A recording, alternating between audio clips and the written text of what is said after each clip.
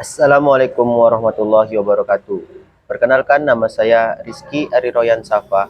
Saya berasal dari program studi D3 Keperawatan.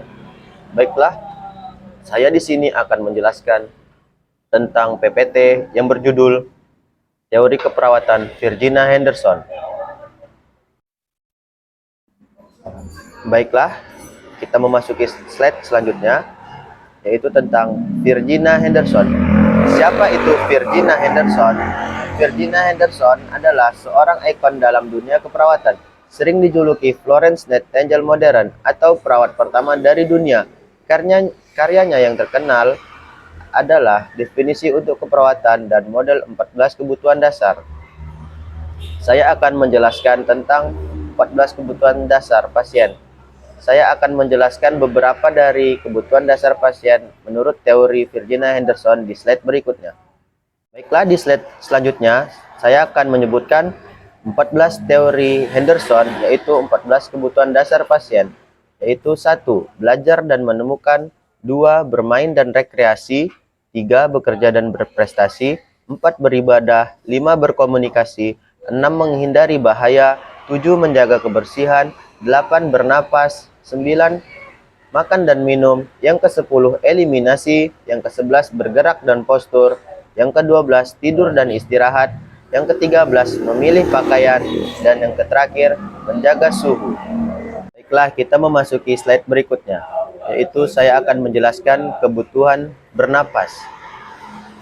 Kebutuhan bernapas ini lebih dari sekedar tarik napas. Kebutuhan ini adalah fondasi kehidupan.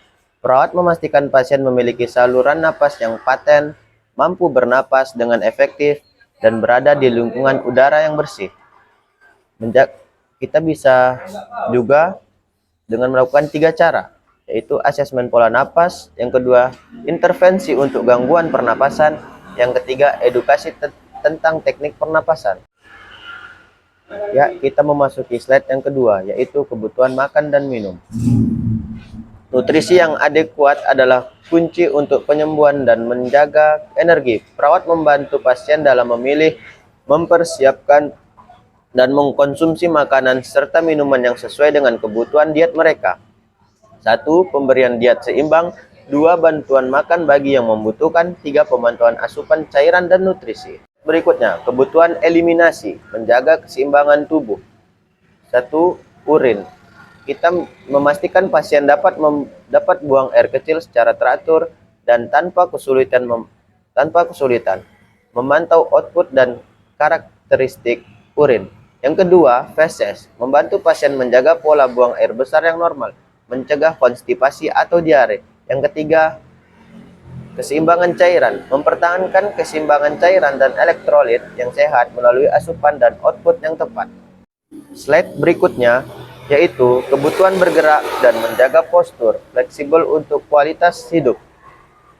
Kemampuan bergerak bebas dan menjaga postur yang baik esensial untuk kemandirian dan pencegahan komplikasi. Perawat membantu pasien dengan mobilisasi latihan gerak dan penyesuaian posisi,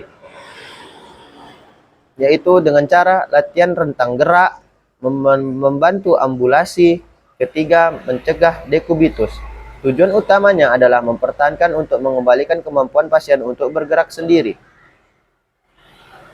Slide berikutnya, peran perawat menurut Henderson, mendukung kemandirian pasien. Yang pertama, 1. Mendorong kemandirian pasien, 2. Membantu memenuhi kebutuhan, 3. Melengkapi apa yang kurang. Henderson menekankan bahwa peran utama perawat adalah membantu individu sakit atau sehat dalam kinerja kegiatan-kegiatan yang berkontribusi untuk kesehatan atau penyembuhan atau kematian damai yang akan dilakukannya tanpa bantuan jika ia memiliki kekuatan, kemauan, atau pengetahuan yang diperlukan. Ini bukan tentang melakukan segalanya untuk pasien, tetapi tentang memperdayakan mereka. Slide berikutnya. Bagaimana teori ini membantu kita aplikasi dalam praktik sehari-hari, yaitu 1. Asesmen menyeluruh, memastikan semua aspek kebutuhan pasien dipertimbangkan, bukan hanya penyakitnya. Kedua, perencanaan individual, menyesuaikan rencana asuhan keperawatan dengan kondisi dan kemampuan unik setiap pasien. Yang ketiga, memperdaya pasien, mendorong pasien untuk berpartisipasi aktif dalam perawatannya dan mencapai kemandiriannya. Yang keempat, kerjasama tim, berintegrasi dengan tim kesehatan lain seperti dokter, bidan, perawat, dan lain-lain untuk memberikan perawatan yang terbaik. Di slide terakhir, ini adalah kesimpulan dan diskusi kekuatan teori Henderson di era modern. Teori Virginia Henderson, meski dirumuskan beberapa dekade yang lalu, tetap relevan dan powerful di era modern dengan fokus pada kebutuhan dasar dan kemandirian pasien. Teori ini terus menginspirasi perawat untuk memberikan perawatan yang manusiawi, efektif, dan holistik. Mari terus kita menerapkan prinsip-prinsip ini untuk membentuk masa depan keperawatan yang lebih baik. Sekianlah presentasi yang saya berikan. Apabila ada salah kata dan ucap, mohon dimaafkan. Wassalamualaikum warahmatullahi wabarakatuh.